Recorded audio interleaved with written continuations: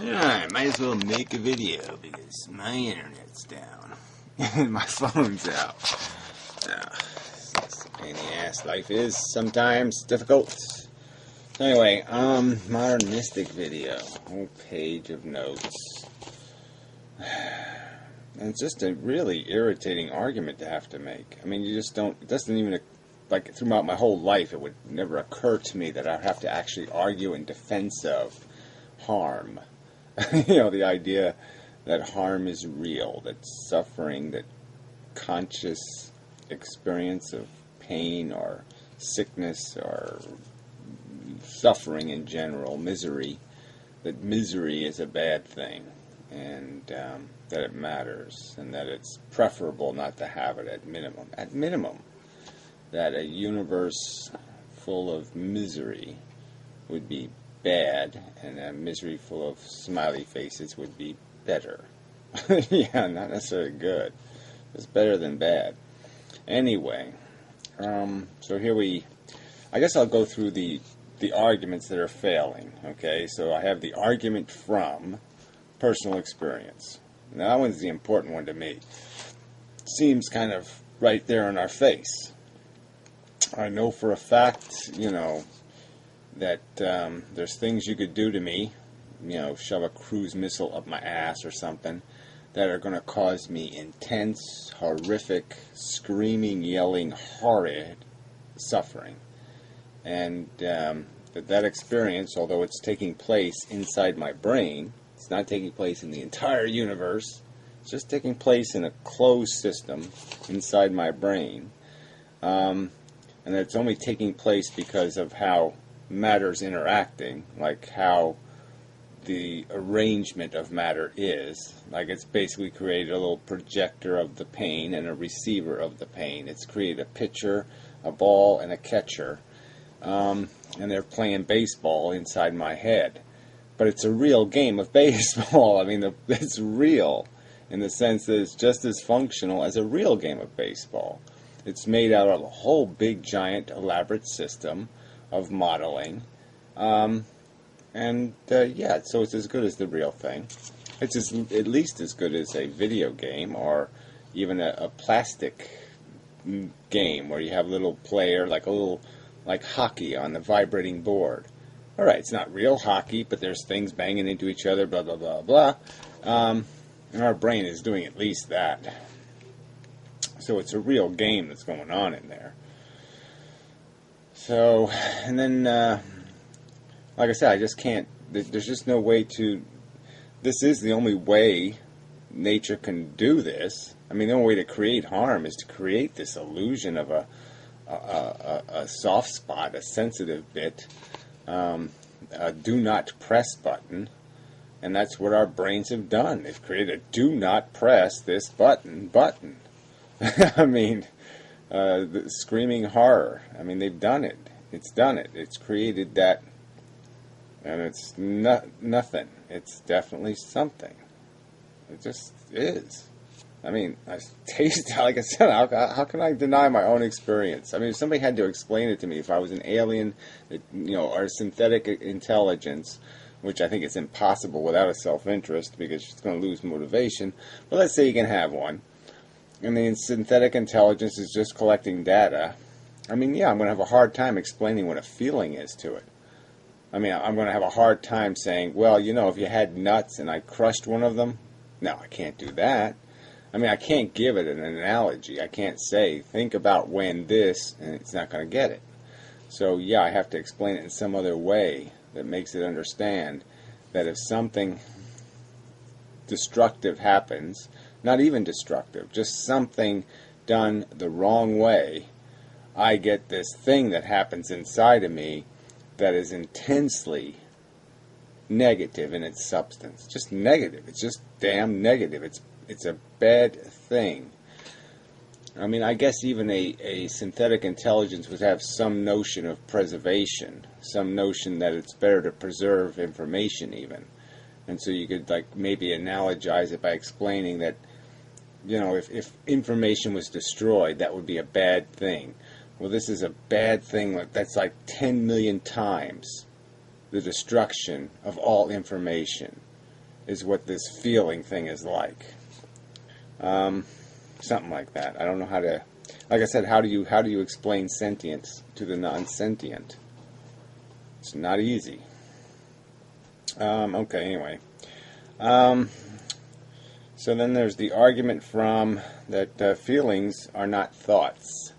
So that's they're just loosely associated.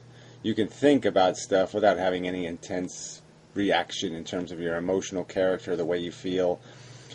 Sometimes even the more you think, the less you even feel at all. You're not even aware of being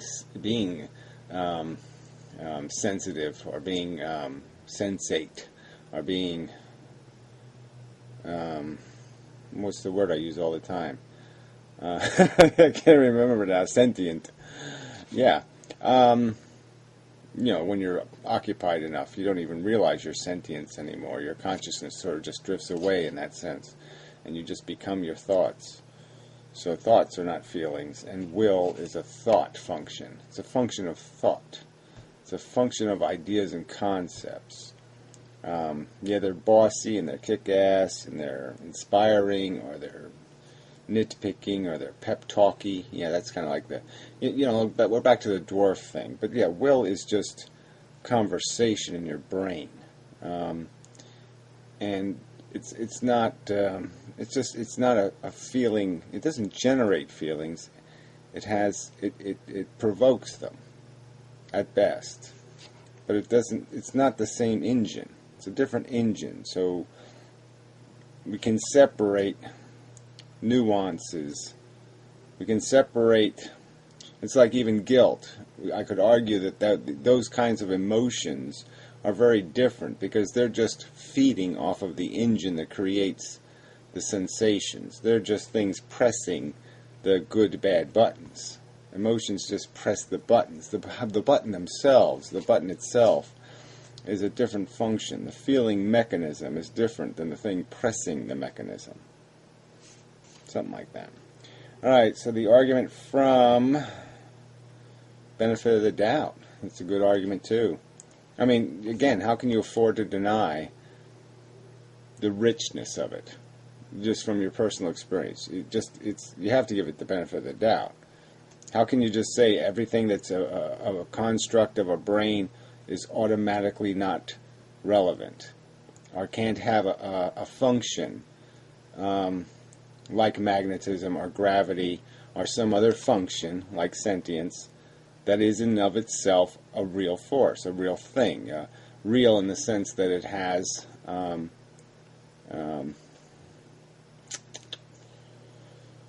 well, again, it's just these analogies get you in trouble because obviously it's not material. It doesn't radiate outside of our brain in some sort of radioactive way. It doesn't have a material function.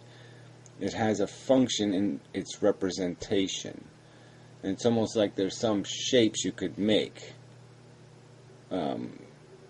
Let's argue, just for the sake of argument, that there would be a shape that you could make in the universe that would automatically create magnetism. Or some other shape you could make and it would automatically create gravity.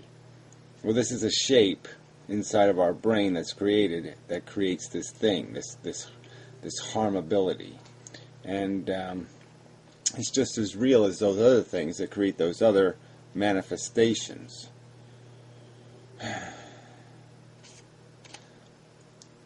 Again, let us say that there are forces that affect matter.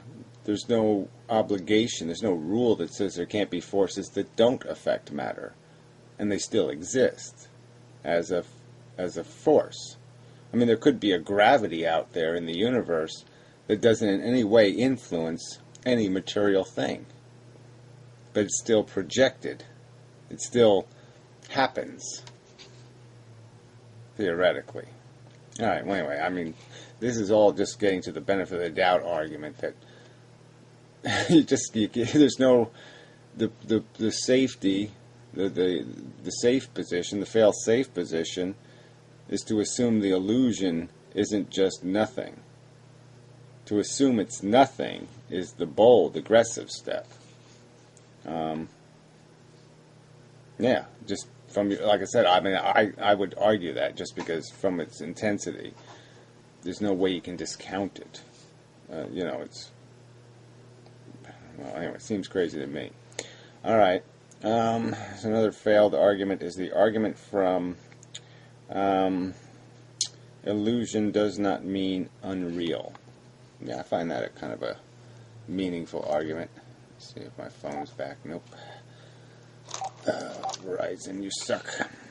It's really been pretty reliable, but man, it goes out. It really does suck. Alright, so illusion does not mean unreal. And so I'm back to sort of the argument that there's a real thing happening in here. It's real structure. It's like if it is a modeling the universe, it's modeling, like my model, I can think of a triangle or a cube or a pyramid, and my model in my brain may be much more sophisticated than a reality can be. I mean, I can think of things that are more complicated than the things I'm looking at in the real world. And the model is just as, there is a function to the model. The model requires matter to make. So it is connected to reality. And the fact that the model functions differently or has features that reality doesn't produce doesn't mean that the model isn't real. I mean, because the baseball players in my head can grow wings and fly,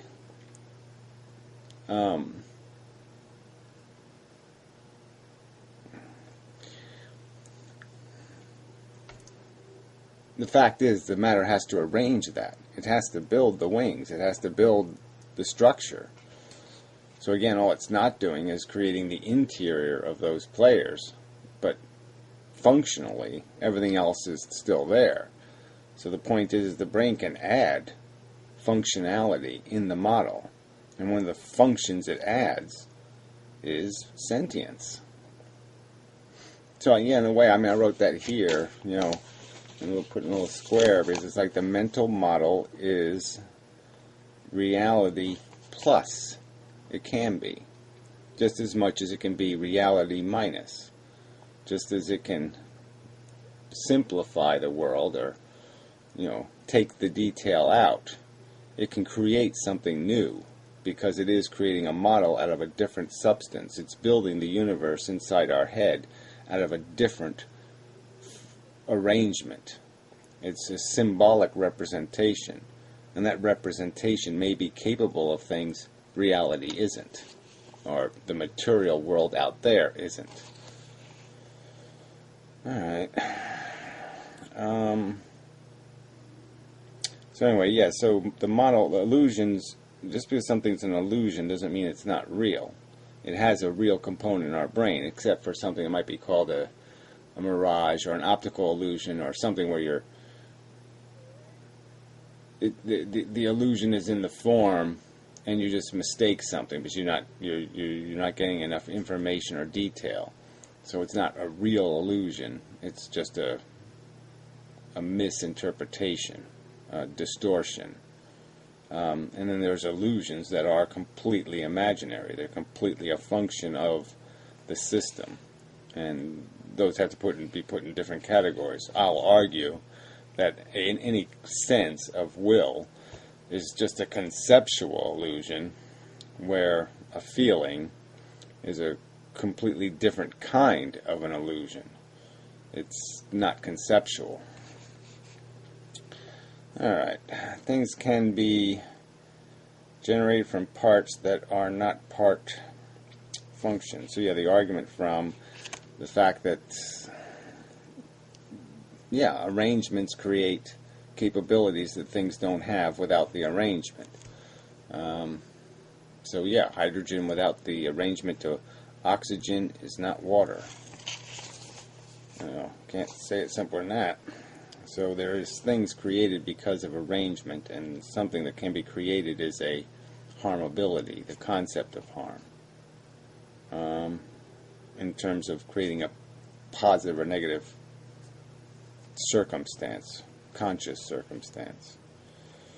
Alright, the last of the failed arguments. The argument from, that this is, that sentience is just basically a reflection of how the universe functions. There is the idea of positive and negative.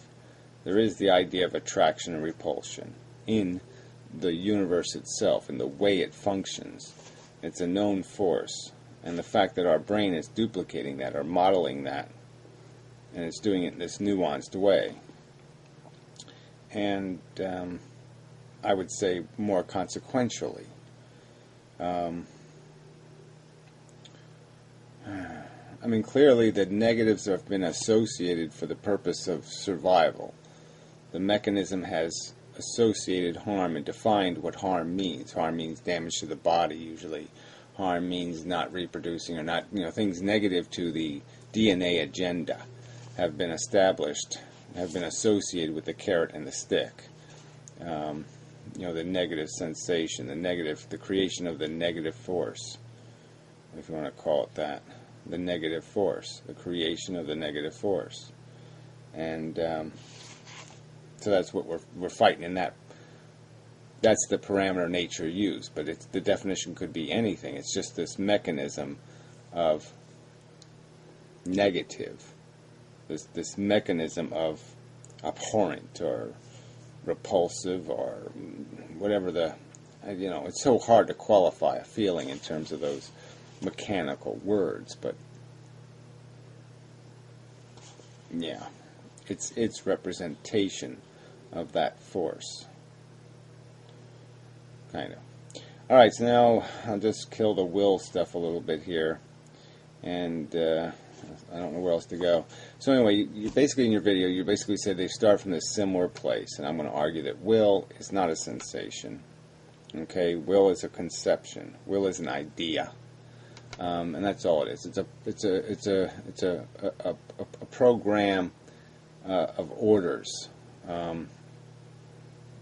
It's not sensation, it's not sickness, it's not desire, it's not pain, it's not anguish, it doesn't have any of those qualitative features. It's just a perception of this is me in control. And I'm just saying, once you dissect it even a little bit, you can see that it's not you in control. It's a program, a motivational program that exists inside of you that says, I think I can. And I think I can. You're like the little engine that could. There's a little engine that could inside of you, a program, and that's basically the will program. And it just, once somebody gets up to the edge of the diving board, it's just there to push them over the edge. It's just there to give them that little bit of boost and say, yeah, you got it right. Go ahead. Go for it, buddy. And that's all it is. It's a boost program, maybe you could call it. It just boosts an idea, a theory, a proposed action, and it just gives it that boost that changes it from proposed action to acted on action. Yeah, so it's really not the same thing. Everything that takes place inside our brain is an illusion, but all the illusions are not equal. Every thought and every feeling are not the same thing. And so now we're sort of back to my argument that in a way you sort of have to accept the two-brain theory. That there is a projector and a screen that have been created in our brain.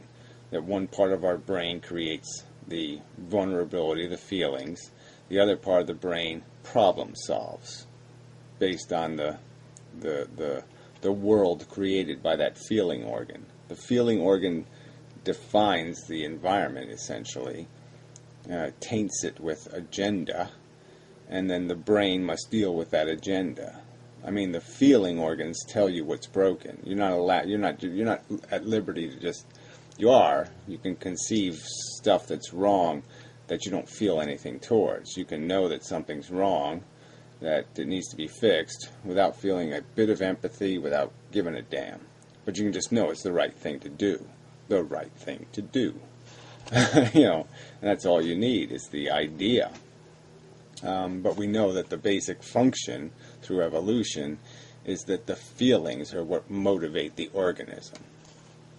And that they use their modeling brain just to figure out strategies to do the carrot stick thing, to gain the reward and avoid the punishment.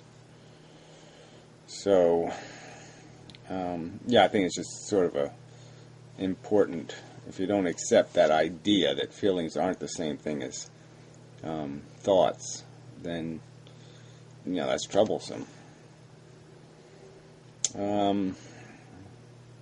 What else? So yeah, I would argue that will is just made up of like pride and hope and wishful thinking. That's all. It's a focusing program, will. The little will program is just a focusing program. A pep talk. I already said it, but that's all it's doing. It's just bullshit. Yeah. If you had a few more dwarfs in the 7 dwarfs, you could just have one like that. You could have motivational speaker dwarf. Well, that would probably be Will. You could call him Willie. All right. Anyway, so action versus feeling brain. Again, this is the important thing. There's a part of our brain that's doing the acting, and a part of the brain that's doing the reacting. So part of our brain reacts to the environment, creates the feeling, nuance, and the other part of the brain acts on that, or reacts to that framework, that illusion created. Alright, so let's see. All consciousness is an illusion, does not make it nothing. Yeah, so the fact that something is an illusion, there is no rule that says it's nothing. It's just that when something is an illusion, or a delusion, or a distortion, it just means it's suspect. It just means that it may not be correct. It may not be a correct representation. But the point is, if it's a created thing, purely created, there is no correct or incorrect. It's created it. So it's almost like the brain is doing reality or modeling reality with colored pencils or something, and it's good enough for that. But all of a sudden it pulls out some kind of new medium, like a laser writer or something. And it's, it's drawing with that new medium. It's still dead. Yeah. Alright, so yeah, just, will does not equal sensation. And especially not qualitative sensations that have a component of the suffering. Will only capitalizes. It only incidentally affects your emotional state. It doesn't create your emotional state. Will is any feeling component tied to will is a symptom, not a cause of will. It's not generated by will. Yeah, will's a conception, it's not a sensation. I don't know how else to separate the two. So not all illusions are alike. Yeah. So anyway, it's kind of, it's a dilemma. Again, it's sort of like proving the non-existence of God. I'm trying to prove a negative. You're proposing that what I know from personal experience to exist. We know it exists. Conscious experience exists. We know it exists because we see the function of the organisms based on it. It exists. And you're just speculating that, or stating that you don't think there's anything there. That there isn't a there. And yeah, I think it is a there. I think that's just the default. Until you have evidence demonstrating in some way that the synthesis, the creation done inside of our brain has no meaning, you have to assume it does. Until you prove it doesn't. I mean, the default would be to take it seriously just because your own evidence, your own personal experience with it, your own touching of it and feeling of it can't be discounted. I mean, somebody's got to prove you an incredible witness. Somebody's got to prove you not to be able to judge. that somehow you can't tell the difference between a good feeling and a bad feeling. That somehow your perception of their qualitative difference, the difference, period, right? As soon as there's a distinction, as soon as there's a difference on some sort of scale, linear, you've automatically got a value differential. You've automatically created the battery with the positive at one end and the negative at the other end. And there's definitely a linear nature to conscious perception. And so it's inevitable that one end has to have that plus sign and one end has to have the negative sign. But the whole thing is made out of just the transmission of energy through that mechanism. So again, I'll argue that it's striving to be neutral.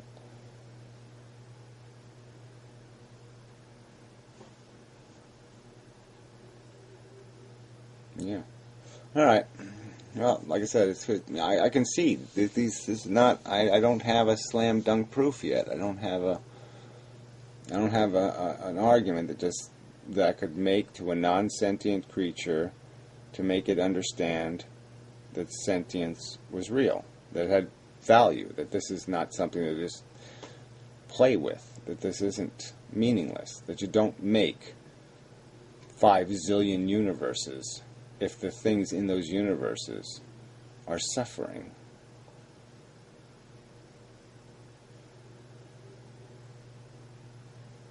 I mean, and like I said, that's the logical consequence of your argument, is that you're basically saying I could take all the matter in the universe and create slave brains out of it, or Holocaust concentration camp victims, or burn victims, or whatever. And I could convert all the matter into those kind of consciousnesses, into those kind of brains. And it would be your argument that those gazillions of brains doing nothing but suffering would have no meaning. I can't do anything with that.